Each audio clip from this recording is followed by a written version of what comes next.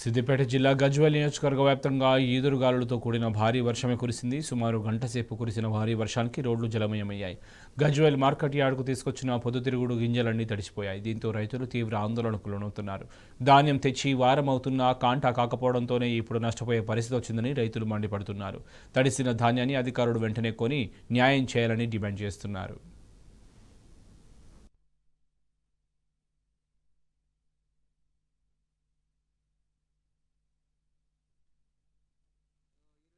నాడు తీసుకొచ్చిన ధాన్యం ఇళ్ళకు జల్లి పోసుకున్నాం, అన్నీ ఆడ పెట్టేసినాము.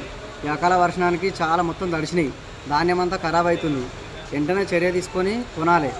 మొన్న కేంద్ర ప్రభుత్వం 25% అన్నారు, అది కొన్నారు. 4 రోజులు బంద్ చేసిరు. 4 లారీలు పోగానే బంద్ అయిపోయింది. మళ్ళీ ఇప్పుడు పండుగ ముందర నుంచి బారదాన్ లేదంటారు. రోజు వచ్చుడు పోవడం అవుతుంది. చాలా నష్టం జరుగుతుంది. మొత్తం అకాల అనుకోకుండా వర్షం వచ్చింది, మొత్తం తడిసిపోయింది ధాన్యం.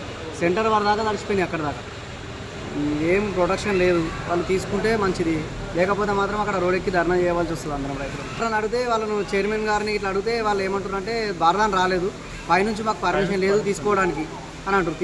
పర్మిషన్ లేదంటే ఎట్లా సార్ అంటే ఏం చేస్తాం, వాళ్ళు రైడ్స్ ఇవ్వండి మేము తీసుకోలేము అని అంటారు. ఇప్పటికీ వచ్చి 10 రోజులు అవుతుంది.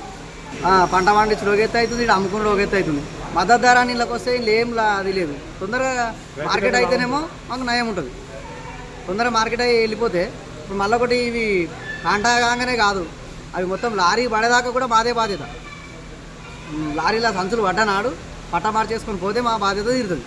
గవర్నమెంట్ ఇప్పటికైనా ముందుకొచ్చి కొనుగోలు చేస్తేనే మాకేమైనా న్యాయం జరుగుతుంది. మంచిర్యాల జిల్లాలో వర్షం దంచుకొట్టింది. అకాల వర్షం అన్నదాతలను నిండా ఉంచింది. హాజీపూర్ మండలం గుడిపేట, పర్తన్పల్లి గ్రామాల్లో ఉరుములు మెరుపులతో కూడిన భారీ వర్షానికి రైతన్నలు నిండా మునిగారు. చేతికొచ్చిన పంటలు నాశనమై ఆగమయ్యారు. కళ్ళల్లో ఆరబోసిన ముక్కలు, ఇతర ధాన్యమంతా తడిసిపోవడంతో ఆందోళన చెందుతున్నారు.